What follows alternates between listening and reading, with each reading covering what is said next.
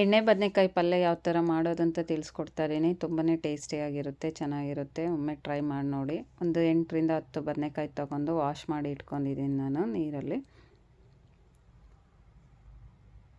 ಇದನ್ನು ನಾವು ಕಟ್ ಮಾಡ್ಕೊಬೇಕು. ವೆಲ್ಕಮ್ ಟು ಅವರ್ ಪೇಸಲ್ ಫ್ಯಾಮಿಲಿ. ನಾನು ಇದನ್ನು ತುದಿ ತೆಗೆದು ಕಟ್ ಮಾಡಿ ಇಟ್ಕೊಂಡಿದ್ದೀನಿ. ಇದನ್ನು ನಾನು ಕೋಳಾಗಿ ಮಾಡ್ಕೊಂಡು ಇಟ್ಕೊಂಡಿದ್ದೀನಿ.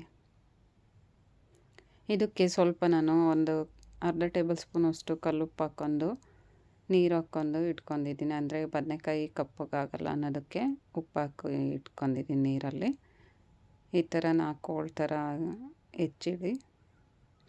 ಒಂದು ಮುಕ್ಕಾಲು ಭಾಗದಷ್ಟು ಕಟ್ ಮಾಡ್ಕೊಬೇಕು, ಪೂರ್ತಿಯಾಗಿ ಹೋಳು ಮಾಡ್ಕೊಬಾರ್ದು. ಇದಕ್ಕೆ ನಾನು ಒಂದು 2 ಟೇಬಲ್ ಸ್ಪೂನ್ ಎಳ್ಳು, ಒಂದು ಅರ್ಧ ಟೇಬಲ್ ಸ್ಪೂನ್ ಜೀರಿಗೆ, ಒಂದು 8ರಿಂದ 10 ಮೆಣಸು, ಒಂದು 1/4 ಟೇಬಲ್ ಸ್ಪೂನು ಮೆಂತ್ಯ, ಇವು ಎಲ್ಲ ಸೇರಿಸಿ ಹುರ್ಕೊಂಡು ಇಟ್ಕೊಂಡಿದ್ದೀನಿ.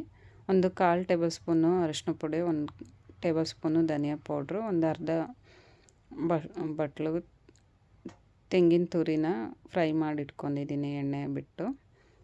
ಇದಕ್ಕೆ ಸ್ವಲ್ಪ ನಾನು ಹುಣಸೆಹಣ್ಣೆ ಆ್ಯಡ್ ಮಾಡ್ಕೊತಾ ಇದ್ದೀನಿ. ಹುಣಸೆಹಣ್ಣು ಹಾಕ್ಕೊತಾ ಇದ್ದೀನಿ. ಇವೆಲ್ಲ ಫ್ರೈ ಮಾಡಿ ಇಟ್ಕೊಂಡಿದ್ದೆ ಮೊದಲೇ. ಧನಿಯಾ ಪೌಡ್ರು ಮಾತ್ರ ಹಂಗೆ ಹಾಕ್ಕೊಂಡಿದ್ದೀನಿ, ಅರಶಿನ ಪುಡಿ, ಧನಿಯಾ ಪೌಡ್ರು. ಇದನ್ನು ನಾನು ಒಂದು ಜಾರಿಗೆ ಹಾಕ್ಕೊತಾ ಇದ್ದೀನಿ.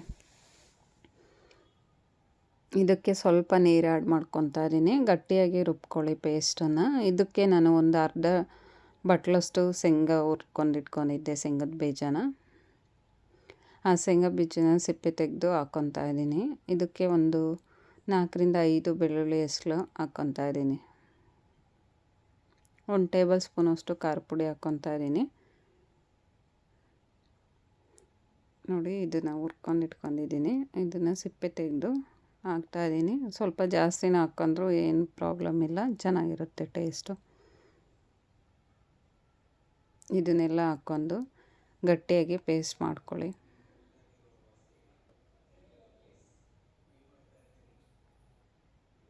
ಇಲ್ಲಿ ಒಂದು 3 ಟೇಬಲ್ ಸ್ಪೂನು, 3ರಿಂದ 4 ಟೇಬಲ್ ಸ್ಪೂನ್ ಎಣ್ಣೆ ಹಾಕ್ಕೊಂಡಿದ್ದೀನಿ ಬಾಣಲಿಗೆ. ನಾನು ಕಟ್ ಮಾಡಿರೋ ಬದನೆಕಾಯಿನ ಹಾಕ್ಕೊಂಡು ಫ್ರೈ ಮಾಡ್ಕೊತಾ ಇದ್ದೀನಿ.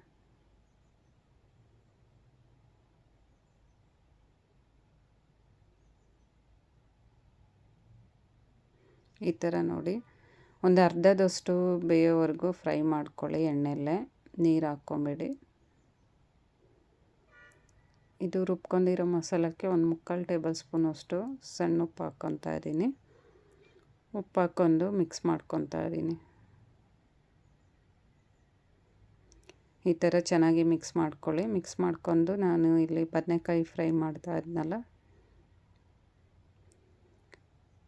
ಬದನೆಕಾಯಿ ಫ್ರೈ ಮಾಡಿರೋದನ್ನು ನಾನು ತಗೊತಾ ಇದ್ದೀನಿ. ನೋಡಿ, ಈ ಥರ ಅರ್ಧದಷ್ಟು ಫ್ರೈ ಆಗಿರಲಿ. ಅದನ್ನು ನಾನಿಲ್ಲಿ ಮಸಾಲ ತುಂಬ್ಕೊಳಕ್ಕೆ ತೆಗಿತಾ ಇದ್ದೀನಿ. ಈ ಥರ ತೆಗೆದು ಸ್ವಲ್ಪ ಬಿಸಿ ಇದ್ದಾಗಲೇ ತುಂಬಬೇಡಿ, ಆರಿದ ಮೇಲೆ ತುಂಬ್ಕೊಳ್ಳಿ.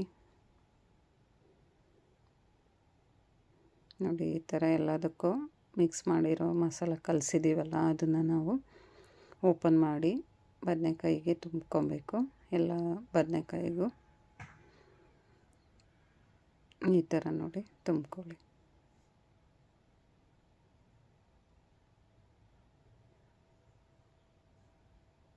ಈ ಥರ ಎಲ್ಲ ಬದನೆಕಾಯಿಗೆ ತುಂಬ್ಕೊಂಬಿಟ್ಟು ಮತ್ತು ತಿರ್ಗಾ ನಾನು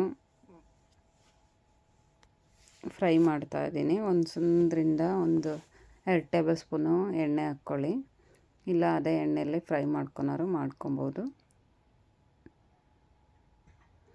ಇದನ್ನು ನಾನು ಬದನೆಕಾಯಿದು ಮಸಾಲ ತುಂಬಿರೋದಷ್ಟೇ ಹಾಕ್ಕೊತಾ ಇದ್ದೀನಿ, ನೀರು ಹಾಕ್ಕೊತಾ ಇಲ್ಲ. ಇದನ್ನು ಮತ್ತೆ ನಾವು ಫ್ರೈ ಮಾಡ್ಕೊಬೇಕು.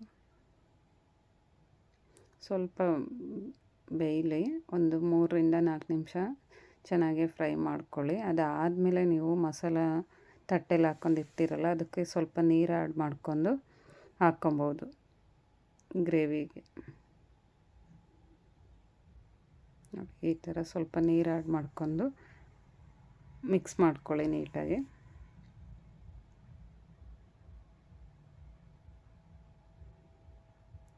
ಈ ಥರ 5ರಿಂದ 10 ನಿಮಿಷ ಕುದಿಸಿದ್ರೆ ಎಣ್ಣೆ ಬದನೆಕಾಯಿ ರೆಡಿ ಆಗುತ್ತೆ. ತುಂಬಾ ಚೆನ್ನಾಗಿರುತ್ತೆ. ಯಾರೆಲ್ಲ ವಿಡಿಯೋ ನೋಡ್ತಾ ಇದ್ದೀರಾ ಲೈಕ್ ಮಾಡಿ, ಕಮೆಂಟ್ ಮಾಡಿ, ಶೇರ್ ಮಾಡಿ, ಸಬ್ಸ್ಕ್ರೈಬ್ ಆಗಿ. Thank you for watching.